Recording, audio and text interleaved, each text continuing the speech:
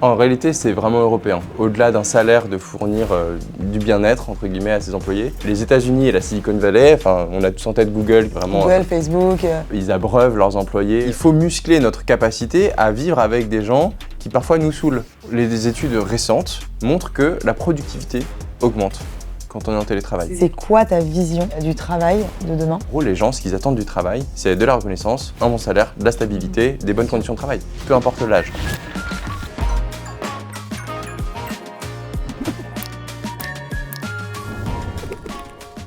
Bonjour, c'est Anna. Bienvenue dans ce podcast. Aujourd'hui, on va parler d'un sujet fondamental, le bien-être et l'expérience des collaborateurs au bureau. Pour cet épisode, je reçois Quentin, qui est chercheur à Paris Dauphine. Bonjour Quentin. Bonjour Anna. Merci d'être avec nous aujourd'hui. Avec plaisir. Est-ce que Quentin, pour commencer, tu peux me parler de ton parcours ? Alors j'ai fait une école de commerce et puis ensuite j'ai continué ma formation avec un master recherche en innovation à l'école polytechnique et ensuite j'ai commencé une thèse à Paris Dauphine il y a 5 ans. Et en parallèle de ça, j'ai créé avec ma femme un cabinet de recherche et d'innovation. Rosa Future, voilà, je vais en parler. Et c'est quoi la mission de Rosa aujourd'hui ? Qu'est-ce que vous faites ? On produit essentiellement des recherches à destination d'entreprises de l'industrie culturelle et créative. Des recherches qui ensuite convergent vers du conseil en stratégie et en innovation. On a par exemple conseillé le ministère de la Culture sur la façon dont il devait appréhender l'irruption de l'intelligence artificielle générative au sein des créatifs, des artistes-auteurs, des intermittents du spectacle, parce que leur travail est un peu chamboulé par l'arrivée de la technologie. Voilà, ça c'est la dernière étude qu'on ait faite par exemple. Tu viens de dire que dans ton parcours, tu t'es spécialisé sur le travail. Qu'est-ce qui t'a amené à ça ? C'est vrai que c'est un sujet un peu... c'est un vaste sujet, les gens expérimentent le travail, a priori tout le monde en fait, puis dès l'enfance, parce qu'on va à l'école, donc on va travailler à l'école. Mais j'ai choisi, je crois, d'en faire un sujet d'étude quand je me suis rendu compte de la diversité de l'expérience du travail et de la beauté de l'individu qui va sur son lieu de travail, qui a des rituels, qui a des outils, qui a un rapport parfois affectif au produit de son travail. Et en fait, ça prend tellement de place dans nos sociétés contemporaines que je me suis dit, tiens, en fait, c'est un puits sans fond de surprises et d'anecdotes et de beauté aussi. Je trouve qu'il y a de la beauté dans le travail. Voilà, c'est un peu pour ça que je me suis tourné là-dedans. Donc c'est pas du tout un choix rationnel. Je pense que ça s'est fait petit à petit par cet attrait pour le travail et cette diversité. Et donc tu dis que tu as fait ta thèse là-dessus, c'est ça ? En fait, quand tu fais une thèse, alors il y a plusieurs façons de la faire. Moi, j'ai choisi de faire une étude multi-cas. Alors d'abord, je commence par dire que je l'ai pas fini cette thèse, donc je suis encore dedans. Okay. Mais moi, je m'intéresse à la façon dont l'IA fait irruption dans le travail du manager sur son lieu de travail. Et donc, ça implique d'aller rencontrer des managers. Et comme je m'intéresse plus particulièrement aux solutions d'IA, moi, je vais rencontrer plutôt les startups qui produisent les IA. Ok. Donc, ça signifie discuter avec des gens, mais aussi passer beaucoup d'heures à visionner le contenu produit par ces startups, donc qui ont des podcasts, par exemple, comme celui-ci. Okay. Et donc, je vais les visionner, les analyser. Les croiser avec d'autres entreprises, avec d'autres types de contenus, avec des articles, pour en tirer une analyse qualitative de ce que ça produit, de ce que ça a comme conséquence sur le monde du travail du manager. Il y a eu un réel bouleversement dans le travail ces dernières années. Est-ce que tu peux nous en parler un petit peu ? Alors il y a deux grosses sources de bouleversement récentes dans le travail. Il y a eu le Covid d'abord, qui a introduit la possibilité du télétravail, peut-être même la contrainte du télétravail qu'on a transformé en possibilité et qui maintenant est une revendication de la plupart des gens et qui implique une distanciation par rapport à la géographie centrale du travail qui a toujours été le bureau. Donc là, je parle des métiers du bureau. Puis la deuxième révolution, c'est l'arrivée de l'intelligence artificielle sous toutes ses formes. Donc d'abord, les gens l'avaient en shadow, donc dans la poche, et ils l'utilisaient un peu en secret, sans vraiment dire. Parfois même contre l'autorisation de l'entreprise qui disait qu'il ne faut pas l'utiliser. Et puis maintenant, ça s'est démocratisé et ça s'est institutionnalisé. Donc les entreprises demandent à leurs collaborateurs d'utiliser l'IA, ils leur achètent des licences. Et ça produit un deuxième bouleversement parce que non seulement les gens donc, se retrouvent éparpillés, ce qui est une première source de rupture avec la communauté de travail à laquelle ils appartiennent. Et la deuxième source de rupture potentielle, c'est l'intermédiation des relations humaines par l'intelligence artificielle, qui va écrire les mails à la place des gens, qui va préconiser tel comportement, telle attitude, telle tournure de phrase pour parler à tel individu. Et donc ça empile des couches de technologie entre les gens, quelque part. Ce qui n'est pas nécessairement bon pour le collectif. Donc pour l'instant, c'est assez mal pensé, cette histoire. Ça produit en fait 2 bouleversements consécutifs qui tendent à éloigner les gens les uns des autres au travail. Pour reprendre la notion de télétravail, du coup, pour commencer, à chaque fois que je reçois des invités ici, on parle du Covid, de cette période qui a vraiment, comme tu dis, éloigné les gens avec cette notion de télétravail qui s'est complètement démocratisée, mais elle existait avant. Et c'est ce que la plupart des gens me disent, mais en fait, il y avait déjà des gens en télétravail avant. C'est quoi ton avis là-dessus? Et c'est quoi l'avis même des chercheurs autour du travail ou même du bien-être du travail sur ce sujet-là? Alors c'est vrai que ça existait autrefois, parce qu'à partir du moment où on a équipé certains travailleurs avec des outils numériques, ils ont pu travailler d'un peu n'importe où. D'ailleurs, la mode du digital nomade, elle est née bien avant le Covid. Donc à partir du moment où on peut travailler depuis son ordinateur, on va d'abord s'autonomiser, devenir un peu l'entrepreneur de soi. Donc on va être auto-entrepreneur, on va avoir son propre cabis, et puis on va vendre ses services à d'autres entreprises. Donc ça, c'est né avant le Covid, on est d'accord. Et puis, ce qu'on pense ensuite, l'arrivée du Covid a exacerbé beaucoup cette tendance et est venue en fait poser des questions d'échelle. C'est-à-dire que ce que pense la communauté des chercheurs de cette période et de la massification du télétravail, donc je peux citer par exemple un collègue qui s'appelle Léo Bancou, qui a soutenu sa thèse il y a 1 an bientôt. Et Léo Bancou, il travaille sur les nouvelles formes de coprésence au travail qui sont nées du télétravail. Et il va explorer des situations un peu singulières. Je peux en nommer une. Quand vous êtes plusieurs dans une pièce, parce que vous vous êtes rendu au bureau et qu'il y a une réunion qui se lance avec des gens qui ne sont pas présents dans la pièce, tout le monde va sortir son ordinateur dans la même pièce en étant connecté à la même réunion avec au loin des gens qui sont un peu partout éparpillés dans le pays et qui vont avoir leur petite tête sur l'écran. Ce qui fait qu'on va avoir à la fois une coprésence entre des individus physiquement présents au bureau et des individus qui sont à distance, et également des gens qui sont à côté l'un de l'autre physiquement, mais qui se parlent par écran interposé. Et donc ça constitue en fait un nouveau panel, une nouvelle palette de présence, de coprésence, qui questionne énormément de choses sur le sentiment d'être connecté à quelqu'un, de le sentir là présent avec son corps pas loin, donc il faut faire un peu attention à lui, faire moduler sa voix, faire aussi attention à son corps. Bref, voilà, ce sont toutes ces nouvelles configurations de travail qui émergent de ce nouveau mode de travail et qu'il s'agit d'étudier, de catégoriser, de comprendre pour ensuite aider les entreprises à faire en sorte que malgré toutes ces nouvelles configurations, le collectif du travail se tiennent et continuent à se fortifier, à se complexifier pour que l'équipe se connaisse de plus en plus et continue à bien travailler. Voilà. C'est ça que la recherche est en train de faire. En fait. Concrètement, comment l'IA change aussi notre façon de travailler ?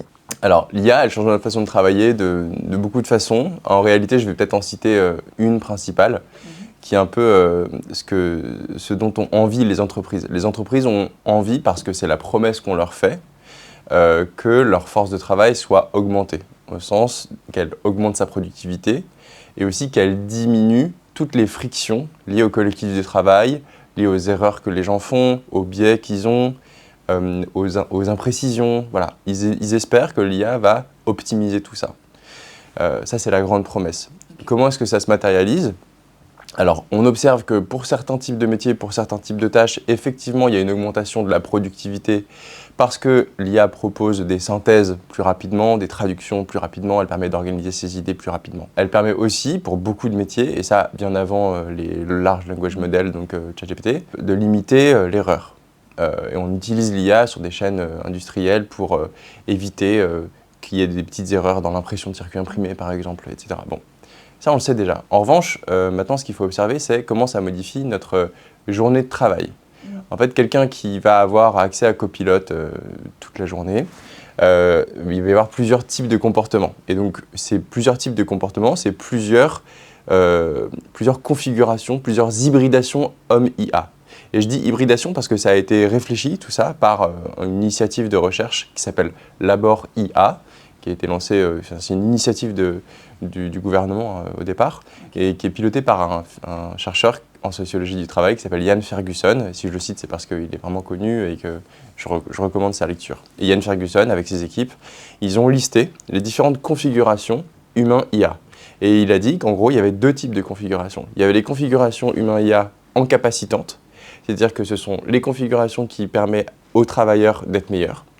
Et il y a les configurations aliénantes, qui sont les configurations qui vont plutôt déposséder le travailleur de ses compétences, parce qu'à force de déléguer des choses à l'IA, on oublie comment faire les choses, tout simplement. On ne réfléchit plus par soi-même. Exactement, on réfléchit beaucoup moins, donc on perd des réflexes, on perd de la matière grise à certains endroits de notre cerveau. On peut aussi se rendre compte qu'on passe notre temps à échanger avec une IA, ce qui est un peu pénible, parce que l'IA ne répond pas toujours correctement, parce que parfois il faut la paramétrer, la calibrer.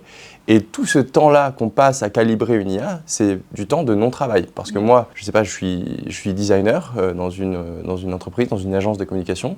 Mon métier, c'est de faire du design, donc de dessiner, donc de voir des formes, des couleurs.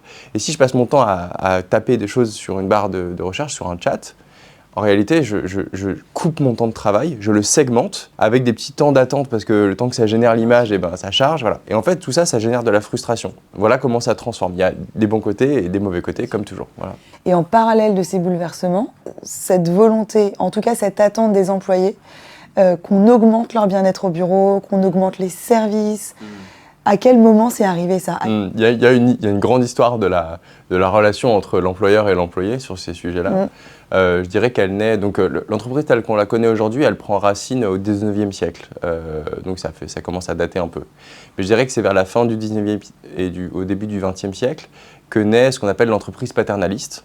Okay. C'est celle qui comprend que si je choisis un petit peu mes employés, si je prends soin d'eux, si je leur offre des services, une crèche, une cantine le midi, des services annexes, même si je les héberge, parce qu'il y a eu des entreprises qui ont hébergé, je pense notamment à des entreprises françaises comme Lafarge, par exemple, qui a été pionnière dans ce paternalisme-là. En fait, on comprend que si j'offre du bien-être et des services à mes employés, alors je vais les garder physiquement dans mon entreprise. Et en plus de ça, il y a une relation un peu plus forte qu'une relation transactionnelle qui naît. Et je vais avoir un peu le contrôle sur les corps et donc les employés vont nécessairement travailler mieux. Voilà. C'était un peu l'idée de ces premières entreprises paternalistes. Et ça, ensuite, ça s'est décliné, ça a évolué tout au long du XXe siècle avec différentes formes en fait, d'échange de services ou de manifestations de « je vais prendre soin de toi ». Alors les modèles d'entreprise que tu as connus dans les années 90, 2000, je dirais qu'il y a eu un combat qui a été mené parallèlement à ça pour fortifier, solidifier le droit du travail. Donc à partir des années 30, les employés se sont dit, donc nous on est salariés, certes il y a des entreprises paternalistes, certes on nous offre quelques services, mais on veut aussi que nos droits soient plus respectés, on veut plus de congés. Donc il y a quand même tout un tas de mouvements parallèles qui font que le bien-être au travail, ça c'est la notion contemporaine, ça ne s'appelait pas comme ça à l'époque, mais que le bien-être au travail a été une question fondamentale de la relation entre l'employeur et l'employé. Parfois dans le bon sens, parfois sous forme de lutte et de revendication. Voilà. Et c'est encore le cas aujourd'hui. Bien sûr. Et tu parles d'une entreprise française. Dans l'imaginaire collectif, c'est plutôt quelque chose qui a été extrêmement développé aux États-Unis. Est-ce que c'est le cas en fait ? Est-ce que ça a été quelque chose d'international qui s'est fait en même temps ? Ou est-ce qu'il y a un pays qui a poussé ça plus que les autres ? En réalité, c'est vraiment européen. L'idée de fournir, au-delà d'un salaire, de fournir du bien-être, entre guillemets, à ses employés, c'est européen. Je pense donc à ces grandes entreprises françaises au 19e, début du 20e siècle. Je pense aussi au Familistère de Guise. Le Familistère de Guise, c'est une initiative française qui en fait, envisageait d'héberger tous ses employés dans une sorte d'immeuble comme ça, circulaire, où tout le monde pourrait se voir et vivrait ensemble dans une sorte d'harmonie. Voilà, c'est des sortes d'utopie du travail, et ça, c'est européen. Les États-Unis et la Silicon Valley, on a tous en tête Google qui vraiment... Google, Facebook... C'est ça. Ils abreuvent leurs employés très tôt et ils créent une marque employeur très forte sur ces sujets-là. Ils se sont inspirés en réalité de ce paternalisme, de ce capitalisme paternaliste européen. Du coup, en tant que chercheur, si je te demande quelle est la définition du bien-être au travail ? Qu'est-ce que tu me dirais ? Moi, j'ai envie d'intégrer le bien-être au travail dans une question un peu plus large, qu'est le sens au travail. Ok. Parce qu'aujourd'hui, on a la revendication du sens au travail, toutes générations confondues.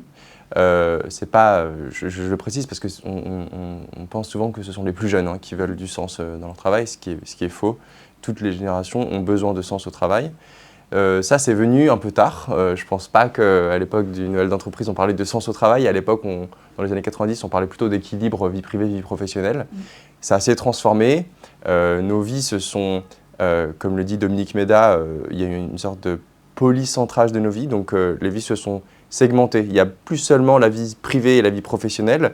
Il y a aussi notre vie amicale, amoureuse, politique, nos loisirs, le sport, le développement personnel. Tout ça sont autant en fait de briques qui se sont agencées les unes aux autres. Et au milieu de tout ça, il y a le travail, mais qui prend moins de place en réalité qu'autrefois, dans nos têtes en tout cas, dans nos aspirations.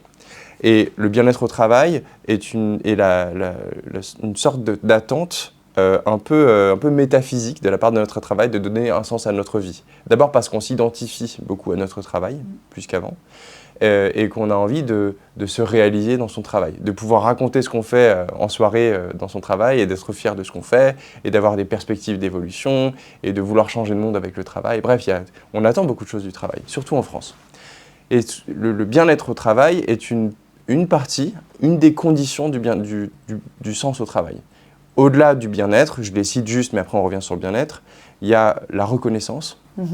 On a besoin d'être reconnu à la fois dans notre singularité, en tant qu'individu qui porte un nom, qui a sa propre complexité, son propre rapport au monde. Il faut qu'au travail, on ne soit pas juste un numéro. Donc ça, c'est la première forme de reconnaissance. Okay. Deuxième forme de reconnaissance, on a besoin que notre travail soit reconnu comme utile. On a besoin que, quand on produit quelque chose, on nous dise « c'est bien que tu aies produit ça parce que ça va servir à ci et ça et ça ». Bon. Et puis, on a une reconnaissance pécuniaire, une reconnaissance financière ou en avantage, qui est une rétribution de notre effort. Okay. Voilà. Ça, c'est la reconnaissance et c'est très important. Si je ne fournis que du bien-être au travail à mes employés sans reconnaissance, il n'y a pas de sens au travail. C'est effacé, quoi. Exactement. Okay. Et puis après, il y a une troisième dimension qui est la dimension collective. C'est-à-dire que même pour un artisan qui travaille seul dans son atelier, la dimension collective est fondamentale pour qu'il éprouve du sens au travail, pour qu'il se sente bien. C'est-à-dire que même pour un artisan, et je prends cet exemple à dessein, un artisan qui travaille seul dans son atelier, il a des fournisseurs, je pense à un potier par exemple, il va aller voir son fournisseur de matières premières, il entretient une relation avec cette personne.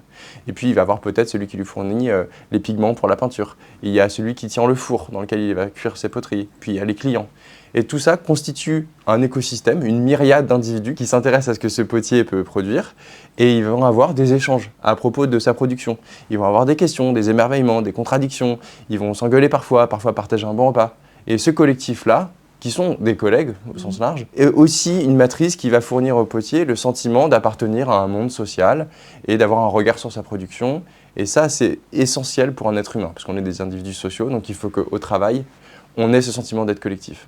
Okay. Et je finis là-dessus, mais quand on se balade dans Paris et qu'on passe dans les petits cafés bobos là, et qu'on voit que des gens sur leurs ordinateurs, si vous allez les voir et que vous leur demandez « Ah, vous êtes digital nomade, super, est-ce que vous aimez votre vie ?» Ils vont vous dire « Oui, je me sens super libre, mais je manque parfois d'interaction avec des collègues, j'ai besoin de rituels, etc. » Et c'est le cas du télétravail aussi. Donc voilà, je dirais bien-être, reconnaissance et appartenance à un groupe. Ce sont les trois ingrédients pour ressentir le sens au travail. Juste avant donc ton explication hyper intéressante, tu nous as dit qu'on a l'impression que c'est les jeunes qui ont envie d'avoir du sens dans le travail, mais qu'en fait, ce n'était pas forcément vrai. Est-ce qu'aujourd'hui, il y a une différence entre les différentes générations sur ce qu'on attend du travail ? Aucune étude, aucune statistique qui défend une pseudo-différence des attentes entre les générations.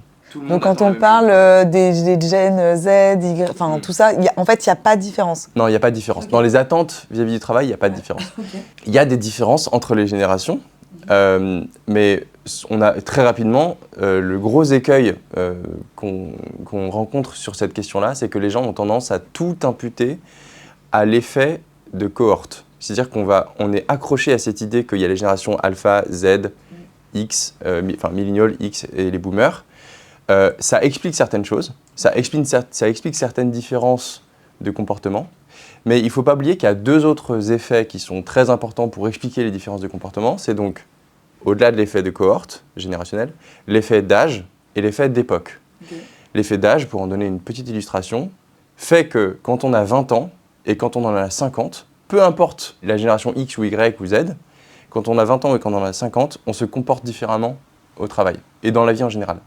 Et un des traits caractéristiques du fait d'avoir 18 ou 20 ans ou 25 ans, c'est qu'on a plus facilement accès à la scène de la parole, comme on dit. C'est-à-dire qu'on va plus facilement s'exprimer. On va plus se revendiquer, on va plus se plaindre, on va plus être turbulent, violent, révolutionnaire, peu importe. Voilà. C'est parce que c'est l'âge, en réalité. Mais ces gens-là, qui aujourd'hui sont la Gen Z et qui ont cet âge-là, dans 30 ans, ils ne seront pas aussi révolutionnaires sur le marché du travail. Ce seront leurs cadets qui le seront. Okay. Donc, il ne faut pas expliquer toutes nos différences par rapport à l'appartenance générationnelle. Et pour te répondre, en fait, il n'y a pas de...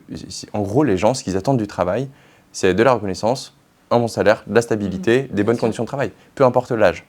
Et les générations Z aussi. Si on leur demande les critères de choix d'un emploi, quand ils sont devant l'ennemi de job, eh ben on veut un bon salaire, et puis on veut avoir des bonnes conditions de travail, avoir du télétravail, aimer notre équipe, aimer ce qu'on fait, point barre. Et c'est la même chose pour toutes les générations. Et si maintenant on recentre sur le bien-être en lui-même, je ne sais pas si tu as donné une vraie définition du bien-être. Non, pas encore. Alors vas-y. Parce que c'est difficile. En fait, philosophiquement, le bien-être peut se définir de plein de façons différentes. Il y a plusieurs échelles de bien-être. Si on prend un individu dans sa vie quotidienne, le bien-être, c'est d'abord l'absence de douleur. Donc les maladies chroniques, le mal de dos peut être un vrai facteur de mal-être, y compris au travail, et l'entreprise n'y peut pas grand-chose. À part si on porte des charges lourdes, on est mauvais. Mais on n'a pas envie que notre vie sur Terre soit résumée à l'absence de douleur. On a envie d'accéder à des formes un peu plus raffinées de plaisir, de joie et de développement, d'émancipation. Bon.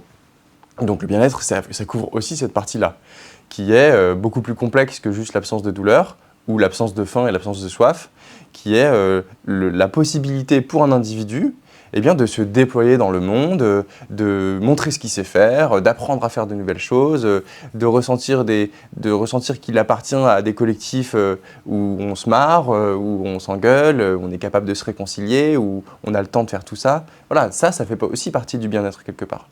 Okay. Donc, il ne faut pas le résumer simplement à une partie ou à une autre partie. Okay. C'est-à-dire que si on se focalise aussi sur les horizons de déploiement, de développement, si on offre plein de moments forts, de super conférences à nos employés, mais qu'ils ont des chaises de bureau terribles et qu'ils ont mal au dos, on a loupé un coche. Donc en fait, c'est vraiment quelque chose à prendre dans toute sa diversité et c'est très complexe en réalité, donc le bien-être au travail. Enfin, je trouve que c'est une notion très complexe. Ouais. Et alors justement, est-ce qu'il y a différents courants de pensée autour de ça ? Au moment où il y a eu une googlisation de l'espace de travail, on associe ça à la Startup Nation, aux années 2010. On associe ça en réalité, si je devais le résumer à un objet, au baby-foot. Le baby-foot dans l'open space. Bon. On se souvient de cette ère du baby-foot. Et en fait, il y a beaucoup de philosophes et de sociologues du travail qui ont dit « attention ».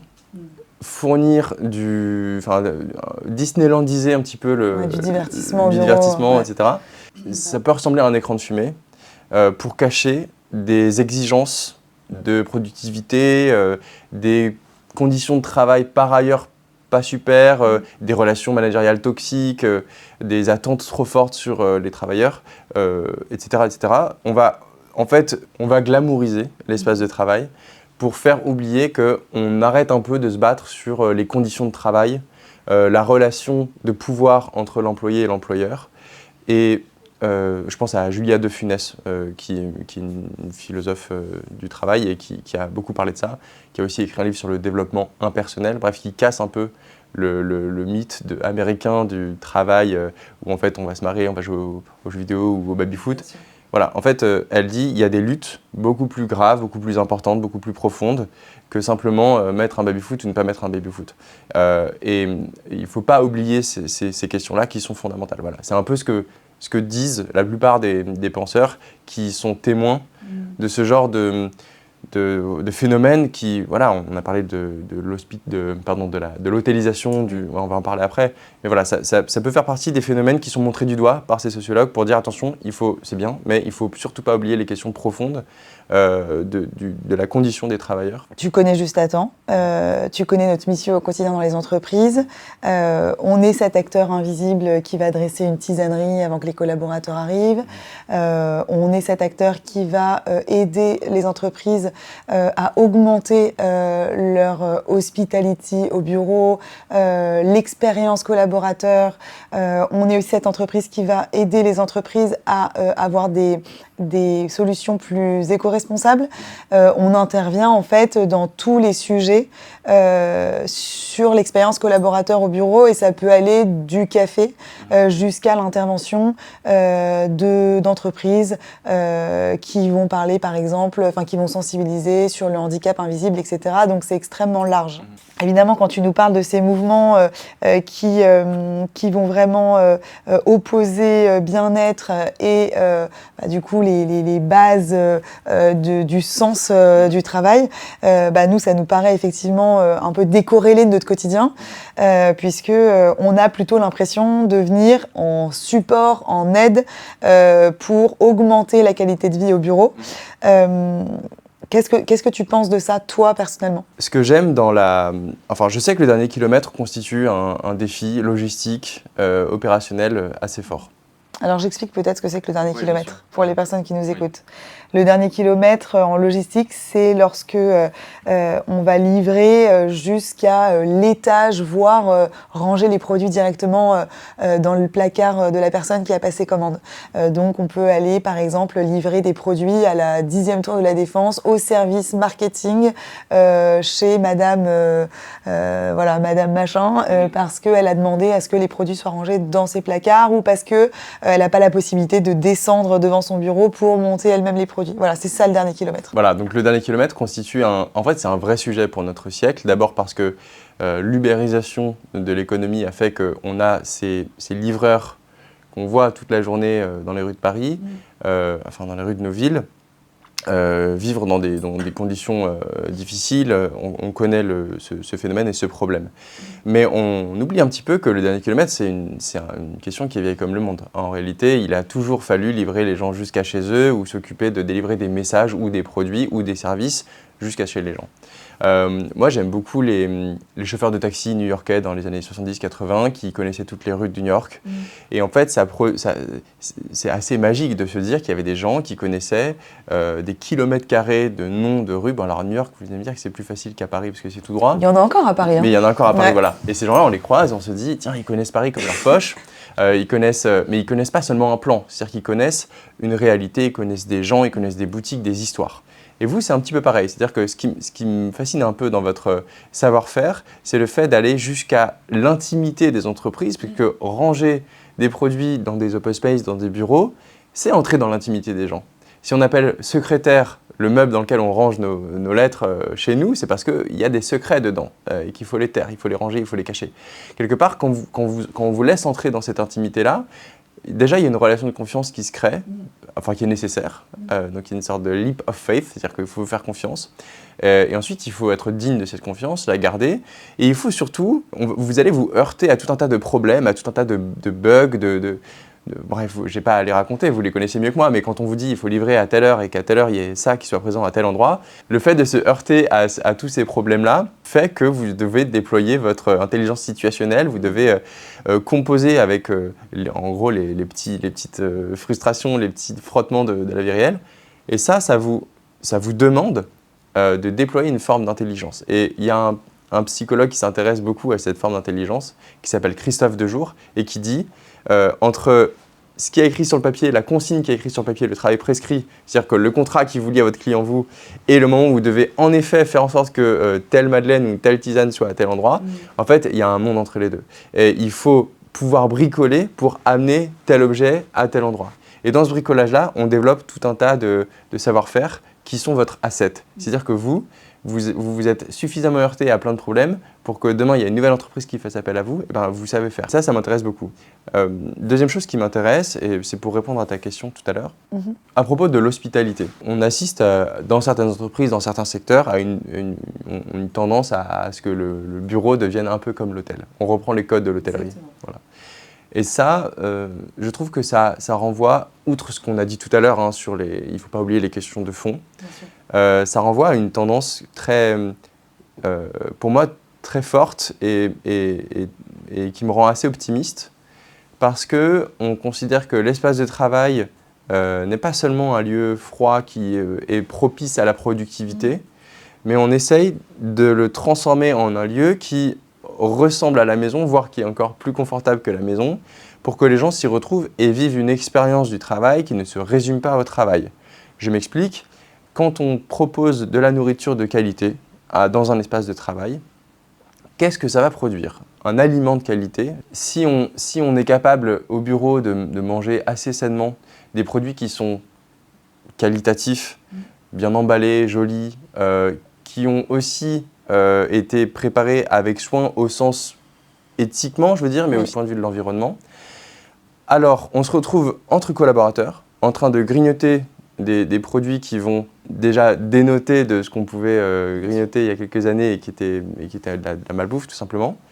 Et ça va produire... Qu'est-ce que ça produit, en fait ? Le fait de manger ensemble de la nourriture de qualité, en philosophie, on appelle ça la commensalité. La commensalité, c'est un des plus vieux rituels de l'histoire de l'humanité. C'est le fait de se réunir ensemble autour du feu pour manger en même temps. C'est devenu l'art de vivre à la française, mais en réalité, ça produit un moment où on partage déjà des expériences gustatives, des souvenirs. Ça va mobiliser la mémoire et le langage. Donc tous ces ingrédients-là, c'est des ingrédients assez forts d'humanisation. Donc on se retrouve entre personnes qui se connaissent mal ou qui sont juste collègues à partager ce qu'on ressent, ce qu'on pense, ce qu'on goûte, ce dont on se souvient, comment on se projette. On va parler de la nourriture, de comment elle a été produite. Et ça, ce sont des sujets de discussion très nobles. Parce que ça vient mobiliser des choses qui font appel à la fois à notre sensibilité esthétique, notre sensibilité gustative, notre sensibilité éthique, et ça va élever le débat entre guillemets. C'est-à-dire que si on offre une expérience de travail, une expérience à travers laquelle ils peuvent discuter, débattre, partager d'autres choses que simplement le projet sur lequel ils sont en train de travailler, ça va produire des rencontres un peu aléatoires entre les gens, des gens qui travaillent. Et créer du lien. Et créer du lien. Mais créer du lien, c'est difficile de créer du lien. Quand on dit aux entreprises « Ah, moi je vais vous aider à créer du lien », c'est très difficile. On ne crée pas du lien comme ça. Si on emmène les gens, je prends un exemple, on emmène les gens en after work, dans un super bar, et on fait un jeu. Bon, l'entreprise a tout organisé. On vous emmène à tel endroit, on va faire tel jeu, après on va faire tel truc, etc. En réalité, on est des êtres humains, et souvenons-nous, quand on était à l'école, comment est-ce qu'on créait du lien en tant qu'enfant ? C'était pas nécessairement pendant l'exercice qu'on faisait à 3 ou 4 où il fallait s'échanger des trucs, etc. Non, c'était le moment où on courait comme des fous dans la cour, qu'il y en a un qui se mangeait un arbre, que les gens rigolaient, qu'ensuite on allait se relever. C'était pendant les cours de maths où en fait il y en avait 3 au fond qui écoutaient rien, on s'échangeait des trucs, on rigolait, on lançait des sarbacanes ou je sais pas quoi. Bref, c'est dans ces moments-là qu'on crée du lien. C'est des moments spontanés qu'on maîtrise pas vraiment. Et en fait, organiser du team building, vraiment très très cadré, ça ne crée pas vraiment du lien. Ça, on l'observe. Ce qui crée du lien, c'est dire aux gens « Ah, écoutez, pendant votre pause, vous pouvez accéder à tel espace. Allez vous servir dans les placards. Regardez ce qu'il y a. Faites-vous plaisir. » Voilà, ça, c'est génial parce que c'est un espace tampon, c'est un espace gris, c'est une zone dans laquelle on va se retrouver entre collègues ou entre non-collègues, c'est-à-dire des gens qui sont dans l'entreprise mais qu'on connaît mal. Et il va se passer des choses. On va découvrir un produit, on va goûter, il y en a un qui va détester, ça va nous faire marrer. Il y en a un qui dit « Ah, nous, on mange ça chez ma grand-mère, ça va rappeler un souvenir, on va en discuter. » Et là, on crée du lien. Le lien humain, il est plus complexe que juste des petits brassards et une petite consigne et un tableau et des post-it. C'est plus complexe que ça. Et je trouve que le fait d'offrir de la nourriture ou des boissons ou du bon café, ça va susciter la discussion spontanée. Voilà. Et je crois que ça c'est un vrai terrain fertile pour créer du lien, mais du lien authentique, du lien fort. On a beaucoup parlé de liens au début de la discussion et de justement, avec le télétravail, tous ces chamboulements qui ont desserré du coup les liens des gens au travail. Là, on arrive à un moment où on parle d'hôtélisation des bureaux. Mais est-ce que ce concept d'hôtélisation de base, c'est un concept de lien ? Ou est-ce que justement, l'hôtel, c'est un endroit où on passe et on ne reste pas ? Et est-ce que vraiment, dans un hôtel, on crée du lien? Tu vois ce que je veux dire? C'est vrai qu'il y a une dimension un peu impersonnelle à l'hôtel. Les chambres sont toutes les mêmes. Par définition, il faut qu'on s'attende à trouver le même niveau de confort dans toutes les chambres. On n'a pas toujours la même chambre quand on revient. On n'a pas toujours la même chambre. Absolument. Et d'ailleurs, la flexibilisation de l'espace de travail, le flex office et l'open space sont des stratégies de réduction des coûts de location d'immobilier par les entreprises pour que les gens... mais on le vend comme une augmentation de la liberté. Donc là, il y a une vraie contradiction. Mais très très bonne remarque sur en fait, un hôtel, en réalité, c'est pas un endroit chaleureux. Moi, j'aurais envie de parler, plutôt que de parler d'un hôtel, d'une chambre d'autotisation de l'espace bureau. Ça aurait plus de sens. Parce que on est accueilli par quelqu'un qui n'est pas simplement en costume et qui délivre le même speech tout le temps très lisse, mais on est face de quelqu'un qui a une personnalité, qui nous accueille, qui s'occupe certes des services généraux, mais qui n'est pas simplement la personne des services généraux. C'est, je sais pas moi, Étienne ou Sophie. Et Étienne ou Sophie, ils ont une histoire, on la connaît, ils ont leur caractère, ils ont leur complexité. Et d'entretenir ça serait, je pense, plus bénéfique à la création de liens spontanés, naturels, authentiques entre les humains, que le fait d'avoir toutes les semaines une personne différente à l'accueil qui va en fait être sur son téléphone et dire bonjour à des gens qu'elle ne connaît pas, etc. Voilà. Bien sûr. Ouais. Okay. Donc je suis d'accord avec toi. Ouais. Est-ce que selon toi, en tant que chercheur, il y a des études qui prouvent que tout cela a un impact, tous ces services, toute cette hospitality qui est mise en place dans les bureaux a un impact sur les collaborateurs? Est-ce qu'il y a des choses qui permettent de le mesurer? On a rencontré plusieurs personnes, j'ai rencontré plusieurs personnes avant toi, qui sont dans des grosses entreprises, qui mettent en place beaucoup de services et qui aujourd'hui disaient ne pas avoir la possibilité de mesurer le réel impact positif sur les collaborateurs. Alors la mesure d'impact, de toute façon, c'est une question compliquée. Pour la simple et bonne raison que si on produit des indicateurs, parce qu'une mesure d'impact, ça se mesure avec un indicateur, si on produit un indicateur, il ne sera pertinent que s'il est généralisable. C'est-à-dire que si j'utilise un indicateur pour mesurer la qualité de vie au travail chez Juste-à-temps, cet indicateur-là, il faut, pour qu'il soit pertinent, pouvoir être utilisé dans l'entreprise d'à côté et dans une entreprise d'une autre ville, etc. Bon, s'il n'y a pas de comparabilité des indicateurs, ils ne sont pas bons. Okay. Et en même temps, si on généralise trop un indicateur, il perd de ce qu'il va renseigner d'une entreprise singulière. Okay. Chez Juste-à-temps, vous n'avez pas la même culture de travail, pas la même relation managériale que dans l'entreprise d'à côté. Donc il ne faut pas non plus faire un indicateur trop hors sol. Voilà. Okay. Ça, c'est tout l'enjeu de la mesure d'impact. Comment est-ce qu'on vient mesurer un tel phénomène complexe? Parce que tu me dis, on a hors entreprise, en sociologie, moi spontanément, je pense qu'il faudrait construire un dispositif de recherche, donc un protocole scientifique pour venir isoler des variables et être sûr qu'entre janvier et décembre, quand j'interroge la même personne avant et après un changement dans son entreprise, eh bien, la différence entre ces deux réponses ne soit pas impactée par autre chose que le dispositif que j'ai mis en place. Voilà, parce que potentiellement, la personne a déménagé, elle est plus proche du bureau, donc elle fait moins de trajets le matin, donc elle est plus heureuse. Mais ça n'a rien à voir avec ce qu'on a mis dans les étagères. Bon. Donc la façon dont on devrait faire, ce serait de construire un protocole qualitatif où on vient en fait s'entretenir de façon longue et profonde avec des gens pour comprendre les logiques de cause-conséquence qui lient le fait qu'on ait changé ce qu'on met dans les paniers, dans les panières, à le sentiment de bien-être au travail. Et ça se mesure pas de façon superficielle. Pour le comprendre, il faut qu'entre en jeu tout un tas de questions sur comment est-ce que vous avez senti, vous, madame, qu'évoluait la relation de reconnaissance entre votre employeur et vous. Alors, s'il n'y a rien qu'à changer, hormis le fait que dans les panières, il n'y a plus des Mars, mais il y a des super fruits à coque, en réalité, elle va dire « je sens qu'on essaie un peu d'acheter ma sympathie ou ma fidélité. Et ça ne me plaît pas, d'ailleurs. » Donc ça peut être très mal perçu. En revanche, si ça vient dans une démarche où on est écouté, c'est-à-dire où les employés sont considérés et sont même sondés, où on vient les interroger sur « est-ce que vous voudriez prendre part aux décisions qui ont un impact sur vos conditions de travail ?» Alors là, c'est tout autre chose.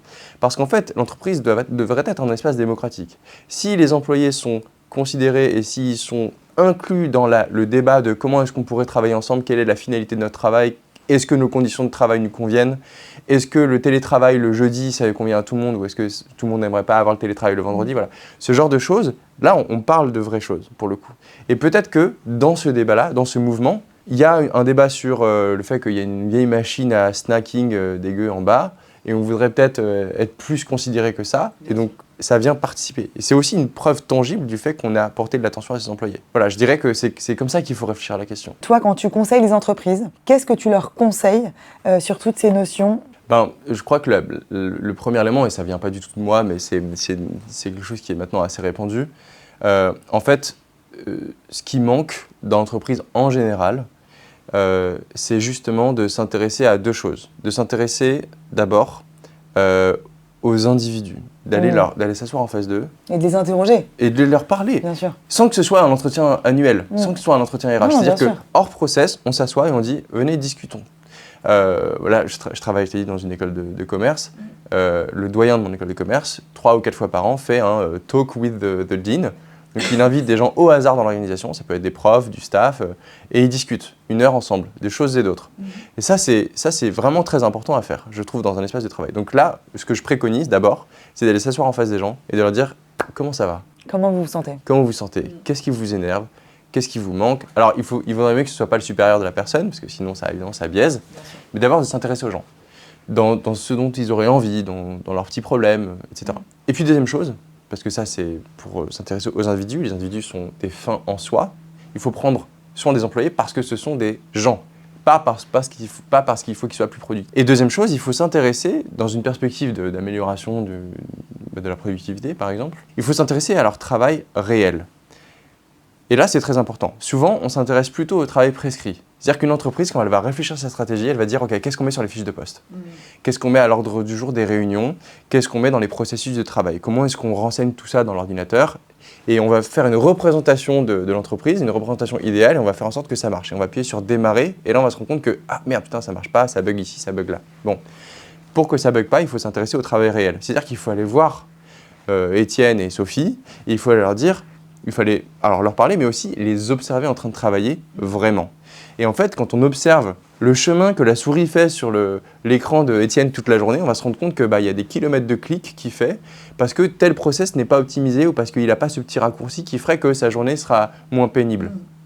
On va aller observer Sophie, on va se rendre compte que quand elle passe des appels avec les prospects, par exemple, il y a plein de petits trucs et astuces qu'elle fait sans qu'on sache, l'entreprise ne le sait pas, c'est elle qui a mis en place ça, parce qu'elle s'est rendue compte que sur sa fiche de poste, c'est écrit ça, mais qu'il y a plein de trucs qui manquent pour pouvoir y parvenir, donc elle va les mettre en place. Et ça, c'est le travail réel. Ce bricolage-là, il est super important parce qu'il constitue la richesse de l'entreprise. Une entreprise, elle est riche de toutes les petits trucs et astuces que chacun met en place de son côté. Seulement, souvent, on ne va pas le voir. On ne va pas voir ce qu'ils font. Et une fois qu'on est allé voir ce qu'ils font, peut-être déjà qu'on peut partager.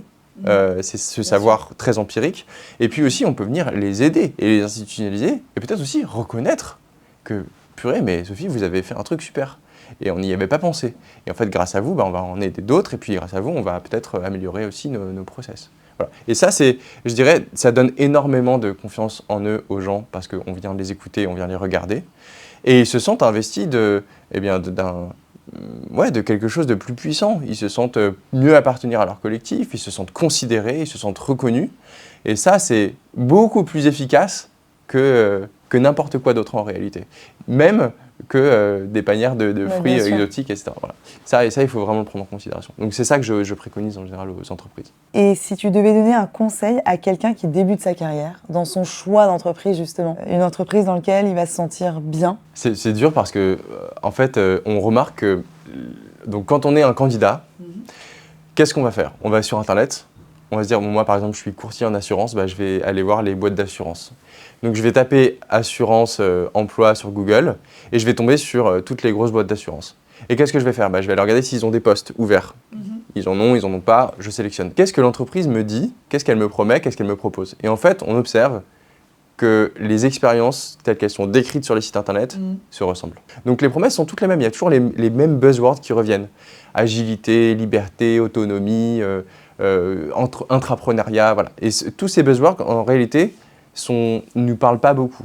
Donc on a appris à composer avec, Et ce qu'il faut faire, c'est aller passer un entretien. Sauf qu'en réalité, on est maintenant soumis à beaucoup de processus d'entretien automatisés, on répond devant un écran. Bon. Et tout ça est un vrai problème. Donc, qu'est-ce que je conseille En réalité, et ce n'est pas moi qui le dis, ce que je conseille, c'est d'aller créer du frottement. Et donc d'aller prendre un café avec quelqu'un qui travaille dans cette entreprise à laquelle on s'intéresse et aller ressentir, parce que je suis en tant qu'humain, je suis un super-héros d'affect et de capacité lien. à sentir.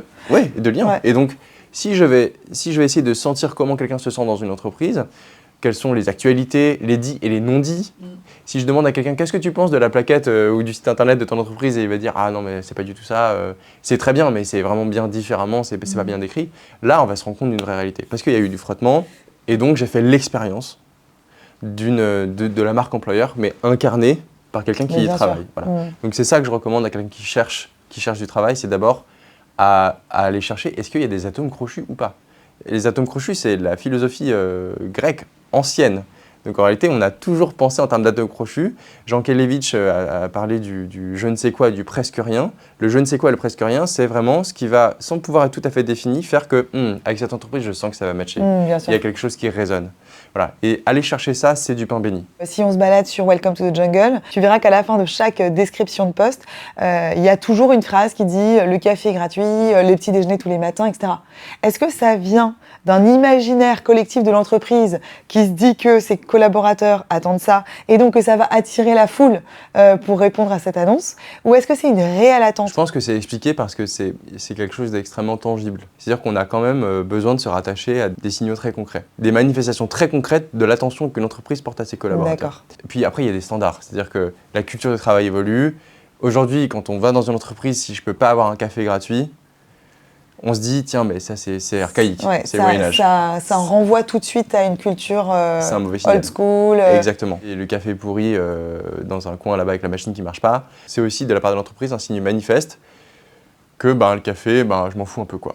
Donc allez vous le chercher, venez avec votre thermos, mais ça ne me regarde pas. Donnons-nous un peu les moyens de base pour bien s'entendre. Et en fait, une réunion avec des gens pour aborder une discussion un peu difficile, ou un projet qui a un peu pris l'eau, c'est toujours plus confortable, plus agréable si on peut grignoter des trucs sympas et boire un très bon café parce qu'on est quand même des corps. En fait, c'est aussi ça que ça rappelle. C'est que nous sommes des corps, nous ne sommes pas que des esprits optimisables par l'IA. Et le fait d'être un corps et de s'en souvenir, c'est toute la grande question des entreprises qui veulent ramener les gens au bureau. C'est toute la logique aussi de penser sur quoi on s'assoit, est-ce qu'il y a assez d'espace, est-ce que le fait de se rappeler qu'on a un corps et qu'on est un corps, déjà c'est de salut public pour la santé, tout simplement, et aussi pour que les gens créent du lien, parce que c'est par le corps qu'on crée du lien. Si on fait que des réunions Zoom avec des gens, on ne va pas créer de lien. C'est parce qu'il y a un corps présent là en face de nous qui se montre, et ça c'est Lévinas, qui se montre dans sa vulnérabilité, c'est très important. Et par la nourriture, on se montre vulnérable. Parce que quand on mange un truc, on a beau être PDG d'un groupe du CAC 40, passer un moment avec un PDG du groupe du CAC 40, comme ça, formellement, en costume, autour d'une table à discuter, et faites-le, et puis après, pendant 20 minutes, et puis après, vous ajoutez des petites graines comme ça, puis vous le voyez manger. Tout de suite, ça l'humanise, ça le rend... Puis il va dire « Ah, j'aime pas trop » ou « J'ai un truc coincé » ou bref.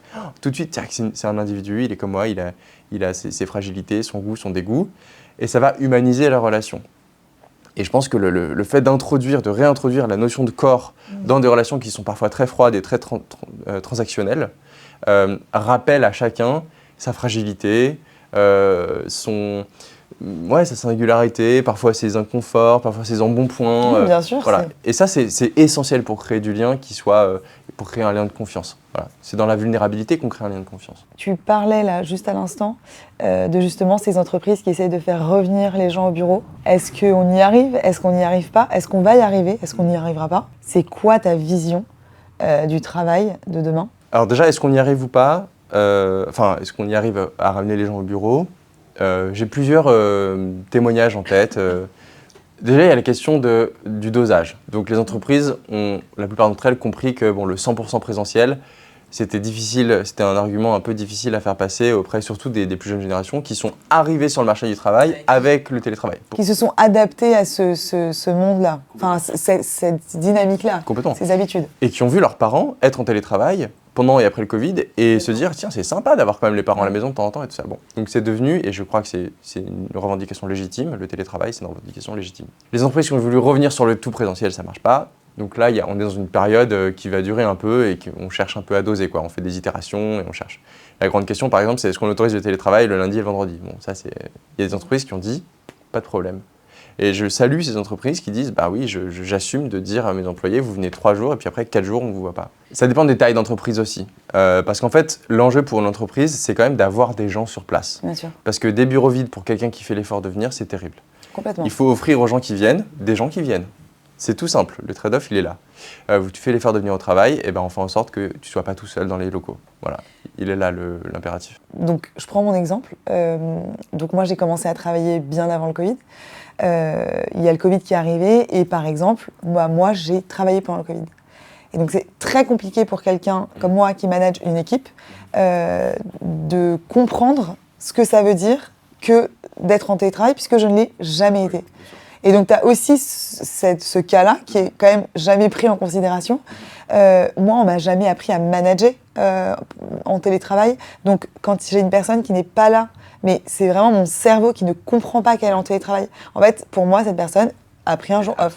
Et donc, je ne prends pas, j'ai pas l'automatisme de me dire, ah bah tiens, je vais l'appeler ou je vais la solliciter parce que pour moi, une personne qui n'est pas présente au bureau, et bah, du coup, je ne vais pas le solliciter. Travailler ensemble, comme je l'ai dit, ça implique des corps et donc les corps sont ensemble. Même des professions intellectuelles, même un écrivain et son éditeur, qui n'ont absolument pas besoin d'être dans la même pièce parce que le bouquin, à la limite, il est là, on passe, on le livre et puis on fait des retours par écrit, se mettent dans une même pièce pour se sentir, pour voir des réactions incontrôlées. Elles sont importantes, ces réactions incontrôlées. Pour aussi, des jambes qui bougent, des doigts qui tapent la table. Bien sûr. Voilà, il faut muscler notre capacité à vivre avec des gens qui parfois nous saoulent. En fait, c'est un muscle ça, la capacité de coopérer dans la conflictualité, dans la friction. Les gens qui promettent avec l'IA d'effacer toutes les frictions, c'est un vaste mensonge. On a besoin de friction au travail. Donc effectivement, je te rejoins sur le fait qu'un manager qui n'a pas les équipes, elle ne la sent pas.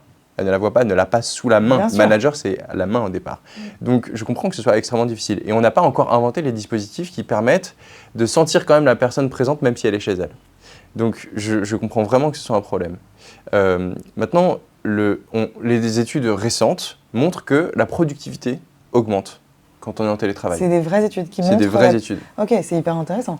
Parce que, et ça s'explique par plein de raisons, il y a aussi des facteurs de baisse de productivité, parce que si on est au travail et qu'on a une charge ménagère, domestique, d'entretien de la maison, de prendre soin de quelqu'un, d'avoir des enfants, évidemment qu'on va pas, c'est des moments qu'on ne travaille pas. C'est ça. Mais par ailleurs, comme on est en maîtrise et comme on est en pleine possession de ses moyens de production, c'est-à-dire qu'on est chez soi, on sait où on veut travailler, quand on s'arrête, quand on prend une douche, on est à l'écoute de soi et donc là, on va quelque part booster ces moments de concentration. Okay. Où on ne va pas être dérangé, chose qui en entreprise est un problème. Dans les open space en plus, parce qu'il y a d'autres gens et donc on est dérangé dans ces phases de concentration. Donc voilà.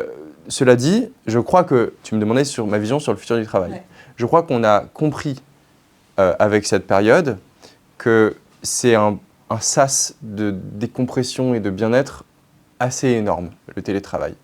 Le fait de se dire « Ah, ça va aller parce que demain je suis en télétravail », ça veut dire quoi? Ça ne veut pas forcément dire « Je vais me lever à 11h, je vais rien foutre ».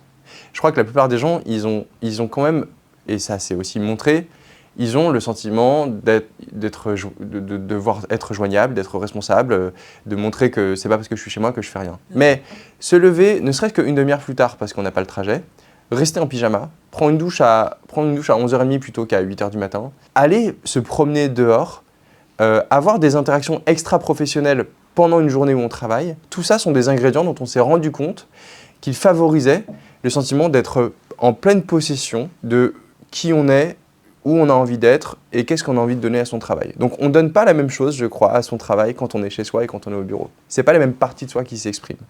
Et je crois qu'on a besoin de comprendre cette complémentarité entre la présence au bureau et la présence chez soi, et dans les espaces tiers aussi, parce que quand on est en télétravail, le vrai bonheur, c'est d'aller bosser au café, d'aller bosser dans le parc, d'aller bosser chez quelqu'un d'autre, de retrouver un ami qui fait pas le même métier que nous et avec qui on va travailler. Tout ça enrichit énormément l'expérience du travail et je crois qu'il faut encore réfléchir à comment est-ce qu'on compose, comment est-ce qu'on dose. Mais l'avenir du travail, moi je le vois là-dedans. Ça nous a éclairé sur une réalité qu'on connaissait pas, qu'on connaissait peu et j'ai envie de dire il faut l'exploiter. Il faut en tirer toute la richesse, tout le plaisir aussi qu'on en a. Donc toi, tu dirais presque que le télétravail fait partie aujourd'hui du bien-être du collaborateur? Oui, je crois. Okay. Et je fais très attention à dire qu'il y a énormément de gens qui ne peuvent pas télétravailler. Hein. C'est parce qu'il y a énormément de gens qui ne travaillent pas sur un ordinateur, qui n'ont pas d'ordinateur, qui sont liés au bureau, qui ont un travail physique, qui ont un travail qui dépend d'un lieu. Voilà, les gens qui travaillent dans le BTP, ils ne vont pas télétravailler, ça n'existe pas. Les coiffeurs ne vont pas télétravailler, ça n'existe pas. Là, je m'adresse vraiment aux professions qui peuvent bénéficier de ce mode-là.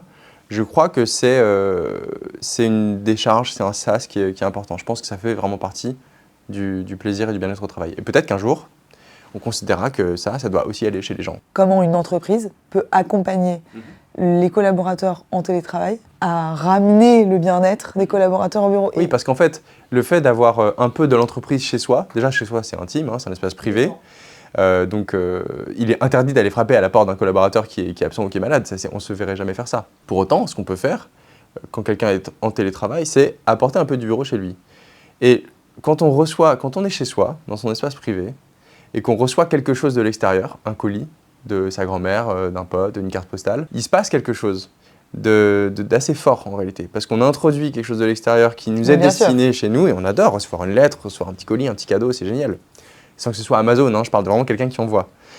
Et en fait, si l'entreprise fait ça, si elle envoie des choses qui normalement se trouvent dans le bureau chez quelqu'un, je crois que ça va être reçu de façon vraiment décuplée par rapport à le trouver dans le placard de l'open space. D'accord.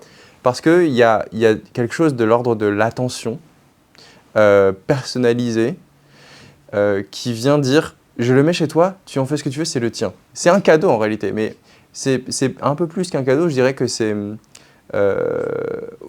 façon d'entretenir le lien. Et j'imagine que ça devrait être décliné sous plein d'aspects, mais si on institutionnalise le télétravail, je suis chez moi, je travaille pour l'entreprise. Certes, l'entreprise va me rémunérer, certes, l'entreprise m'a donné un ordinateur pour travailler dessus, mais s'il y a un petit plus qui n'est pas aussi froid que juste de l'argent ou du matériel informatique, eh ben, ça va changer. Les enfants vont être là, ils vont goûter les trucs. Je sais pas, il va se passer quelque chose d'assez sympa qui pour moi est souhaitable. Il y a une chose qui est un peu contradictoire. Donc on parle de la vision de demain du travail, c'est le télétravail, c'est d'acceptation. Et en même temps, il n'y a plus tellement de liens quand on est en télétravail. Est-ce que justement c'est ça ta vision de demain, c'est que tout ça trouve un équilibre et que ça marche ensemble?